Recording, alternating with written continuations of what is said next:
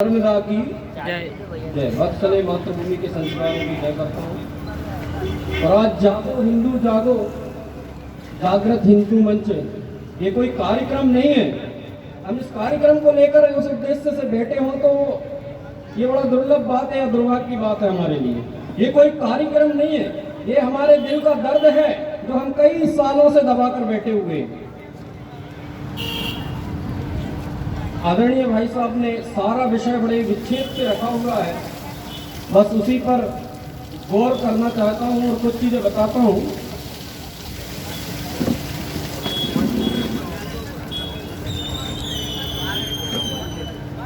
आज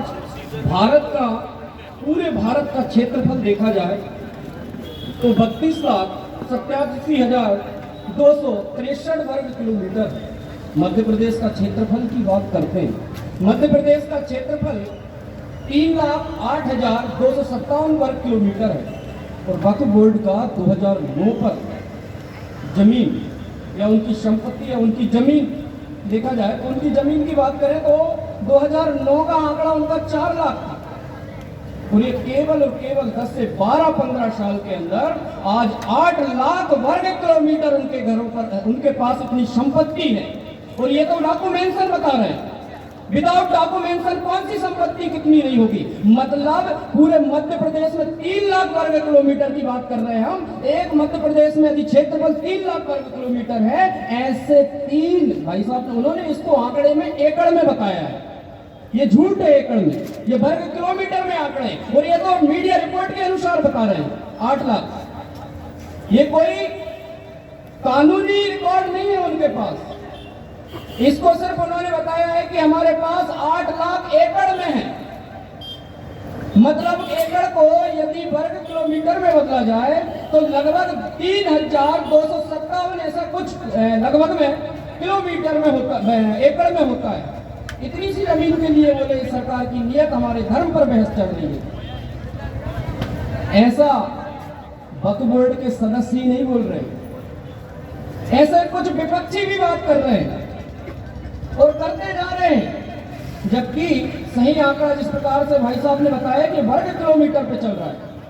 मतलब मध्य प्रदेश अभी 3,08,427 वर्ग किलोमीटर है, 57 वर्ग किलोमीटर है। तो ऐसे 3 राज्य उनके पास, 3 राज्यों की जमीन उनके पास उपलब्ध है। पाकिस्तान का क्षेत्रफल उत्तर प्रदेश के उत्तर प्रदेश के क्षेत्रफल के बराबर है। मतलब ऐसे एक पाकिस्तान नहीं, ऐसे 3 पाकिस्तान तैयार कर चुके हैं। हम सो रहे हैं, सोते रहेंगे। हम जरा से लोग बैठे हैं, इन्हीं जरा से लोगों ने आजादी के बाद कोलकाता को बचाया था। एक व्यक्ति के जागरण होने से वो था महावीर पाटा फटीक। उस व्यक्ति ने 60 पहलवानों को तैयार करा, 60 ने 600 पहलवान तैयार करे और फिर कोलकाता को भारत से बचाया। यह स्थिति कोलकाता की हो गई। तो हम इतने ही लोग यदि जम से मेहनत करते हैं तो हम कम से कम हमारे बड़वानी को तो बचाएंगे। आगे की अनवरत बातें ऐसी हैं कि इसमें अल्पसंख्यक कल्याण मंत्री ने एक विधेयक, किरण रिजिजू करके हैं, उन्होंने एक विधेयक पेश किया था। उस विधेयक को लेकर ऐसे तिल मिला गए लोग। और क्या गलत था उस विधेयक में? संशोधन विधेयक। अच्छा है कि संशोधन कर रहे हैं, हम पूरा हटाने की बात नहीं कर रहे। लेकिन सुप्रीम कोर्ट ने 2023 में इसको तो आजादी के बाद से जितना भी वक्फ बोर्ड के पास में जमीन बनी है सारा निरस्त कर दिया है। ये लोगों को पता नहीं है। सुप्रीम कोर्ट ने 30/6/2023 दिन शुक्रवार को यह फैसला सुना चुका है। कोई हाई कोर्ट का फैसला नहीं है, पर इसको भी फिर वो मानने वाले नहीं है। इस चीज को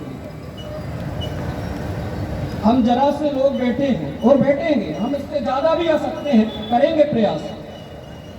औरंगाबाद में वो बक्से को लेकर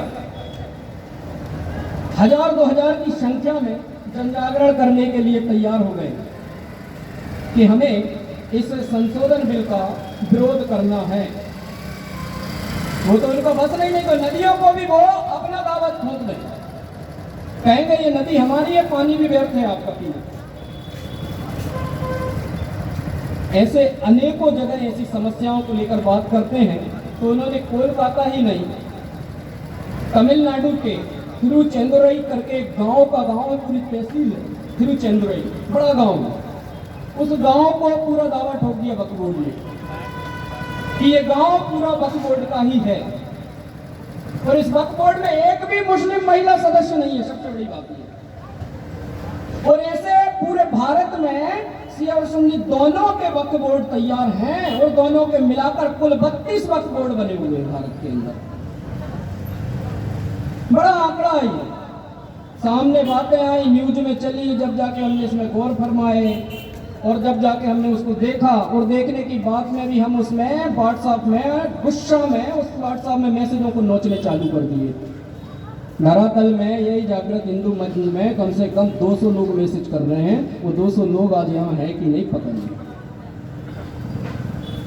वो 200 लोग वक्फ बोर्ड के लिए इधर उधर का मैसेज आया, उसको पढ़ा भी नहीं है और लाके उस दूसरे व्हाट्सएप ग्रुप में फेंकते हैं।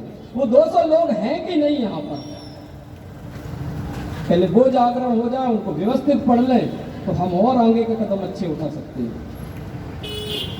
ये तिरुचेंदुरई गांव अकेला नहीं है, ये अनेकों जगह पर, जैसे बात अभी भाई साहब ने पहले ही बताया कि भोजशाला में उन्होंने पहले केस एक लगा चुके हैं कि ये वक्फ बोर्ड का है, बहुत पहले। ये वक्फ बोर्ड में सिर्फ हमारा संशोधन कोई बड़ा ज्यादा वो संशोधन नहीं है, कोई इतना भारी संशोधन नहीं है कि पूरा हम वक्फ बोर्ड को परिवर्तित कर रहे हैं। इस वक्फ बोर्ड में सिर्फ हमारी एक चीज की थी कि उसमें कुछ महिलाओं को जोड़ा जाए, और कुछ जिसको वो नहीं मुसलमान समझते हैं उसको उसमें जोड़ा जाए, बस ये संशोधन बिल है। और अधिनियम सेक्शन 40 के अंतर्गत पर बस इतना सा संशोधन किया गया है, और उनकी अनियमितताओं को नियमितता से करा जाए, ये संशोधन बिल। अनेकों धमकियां किरण रिजिजू जी कल्याण संगठन मंत्री ने बताया, उसके पास अनेकों प्रकार के मैसेज चालू हो गए। एक व्यक्ति दम करा, तैयार करा। हमारे पास महाबल पिछली बार भी था, पर उसके लिए हमें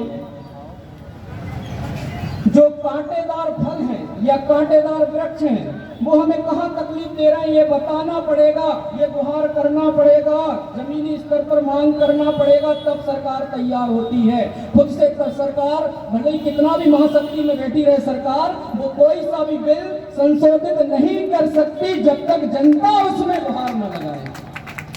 तो हम सबको जागना पड़ेगा, मांग करना पड़ेगा, तभी जाकर बच्चे के रोने पर ही मां दूध पिलाती है।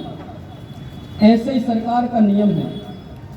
हमने कभी मांगा ही नहीं है, हमने कभी इसको हटाने की बात ही नहीं करी, और जरा सा न्यूज में आया, पेपरों में आया, मीडिया में आया, तब हम जाके कुछ लोग, चंद लोग उसमें से जागरूक हुए। हमें करना पड़ेगा, ये छोटा विषय नहीं है। मैंने बताया ऐसे 3 मध्य प्रदेश को मिलाया जाए तो उनके पास में इतनी संपत्ति है। और सबसे दुर्भाग्य की बात देखिए कि रेलवे की जमीन के बाद, रेलवे विभाग के बाद रक्षा विभाग, और रक्षा विभाग के बाद तीसरे नंबर यदि किसी के पास में चल और अचल संपत्ति है तो वो 120 लाख करोड़ की संपत्ति है, वो वक्फ बोर्ड के पास है। और केवल इसको भी कुछ परोपकार के नाम से, और वक्फ बोर्ड का बड़ा ही देखो कितना इस्तेमाल इसको किया गया है। ये वक्फ, ये कई लोगों को अर्थ पता ही नहीं चल रहा है। वक्फ उर्दू में होता तो समझ जाते, पर इसका अरबी अर्थ है, ये अरबी भाषा का शब्द लेकर आए हैं। बनाने से पहले 1954 में 1964 में जबकि एक वक्फ परिषद बनाया गया था सरकार द्वारा, 1995 तक इनका संशोधन हुआ, यहाँ तक कि 2014 के 1 साल पहले 2013 तक इनका संशोधन होता रहा, और इनको पूरी छूट, रीजन टू व्हीलर छूट दे दी गई, फ्री, एकदम फ्री। जहां पर झंडा गड़ा था वो हमारा है, जहां पर उन्होंने बोल दिया ये हमारा है, वहां उनका हो जाएगा। और जांच कमेटी भी उनको इतनी छूट देगी, जांच भी वही करेगा। इस प्रकार से वक्फ बोर्ड को पूर्ण तरीके से पढ़िए, व्यवस्थित पढ़िए, और समझ के फिर उस पर ऊपर एक्शन लीजिए। ये बहुत बड़ा षड्यंत्र पहले से चल रहा है। तीसरी संपत्ति, सबसे बड़े विभागों के बाद तीसरी यदि संपत्ति है तो वक्फ बोर्ड की संपत्ति है। ये छोटा विषय नहीं है, कोई नगर निगम की जमीन नहीं, कोई राजस्व की बात नहीं कर रहा हूं, ये तो छोटे स्तर पर आ गए। वो बात कर रहे हैं कि रक्षा विभाग और रेलवे विभाग के बाद यदि तीसरे नंबर की 120 लाख करोड़ की यदि संपत्ति उनके पास उपलब्ध है, ये बात वो बता रहे हैं। और ये डॉक्यूमेंटेशन बता रहे हैं, विदाउट डॉक्यूमेंटेशन ऐसी निकालने लगे तो ये संपत्ति शायद मुझे लगता है कि रक्षा विभाग के से भी ज्यादा उनके पास ये संपत्ति पहुंच सकती है। इसका आंकड़ा अभी हाल ही में भाई साहब ने बोला कि हम बड़वानी में भी इस चीज की पहल करें। ऐसे कई बड़वानी में दुकान लगाकर बंगाली बैठे हुए हैं। कौन बंगाली है वो, कहां से आए, हम ही दुकान किराए से देते हैं, हम ही लोग बैठे हैं चंद्र लालच, चंद्र समय के लिए। भारत में भूखा कोई नहीं मरता भी, भूखा कोई नहीं मरता साहब इस भारत में। और ज्यादा ही भूखा मर रहा है तो गांव में आ जाइए, कभी भिखारी नहीं मिलेंगे गांव में। तो किस आधार पर दे देते हैं आप, कौन सा रास्ता निभा रहे हैं भैया?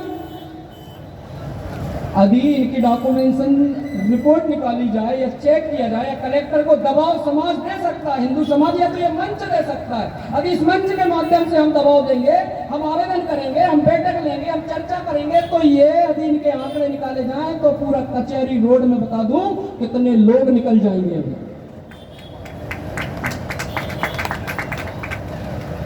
मैं शायद काफी बोलने में गलतियां कर रहा हूँ, एक्चुअली कोई वक्ता विशेषकर हम है नहीं है, पर ये दर्द है, ये हर व्यक्ति के दर्द है, ये बोल सकते हैं ये सभी व्यक्ति। इस आधार पर इसको दबा के मत रखिए, इसको सुनकर कानों से और दूसरे दिन में हटा मत दीजिए।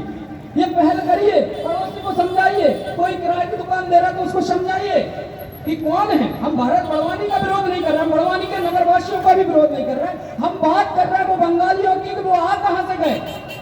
कोरोना काल में जो बंगाली 8वीं पास डिग्री लेकर बैठे हुए थे झूला छाप, वो बंगाली नहीं थे साहब, वो बांग्लादेश रोहिंग्या थे। वो रोहिंग्या डॉक्टर 8वीं पास जो आपको दर्द की टेबलेट दे रहा था, डॉक्टर की आड़ में छिपा हुआ वीडियो वही था। ऐसे खरगोन से 3 निकाले गए। वो तो खरगोन के पता नहीं किस मोहल्ले में कौन जागरूक हुआ रहा होगा, उसको बड़ा धन्यवाद करते हैं हम सब। हमारे बड़वानी में ये पहल पहले चालू कर दीजिए। और ये किसी दबाव का संगठन नहीं है, इसको हमें लेकर चलना पड़ेगा और आगे चल के बढ़ाना पड़ेगा। और इस संगठन के माध्यम से हम पूर्ण तरीके से सक्रिय शक्तियों को लेकर और इसमें काम करना प्रारंभ करेंगे। ऐसे अनेक विषय हैं, अनेक विषय हैं। जनजाति सर्वाधिक इसमें बताते हैं कि वो आदिवासी जमीन है, सबसे ज्यादा जमीन उनकी ही वक्फ बोर्ड ने कवर कर रखी है। सर्वाधिक जमीन जनजाति समाज की वन बंधुओं की जमीन है, उनको मालूम ही नहीं है। उनको लगता है कि ये डॉक्यूमेंटेशन तो होता ही नहीं है। कैसे नहीं होता? वो तो अपना झंडा लड़ा देंगे तो बोल देंगे खेत हमारा है और वो उनका हो जाएगा।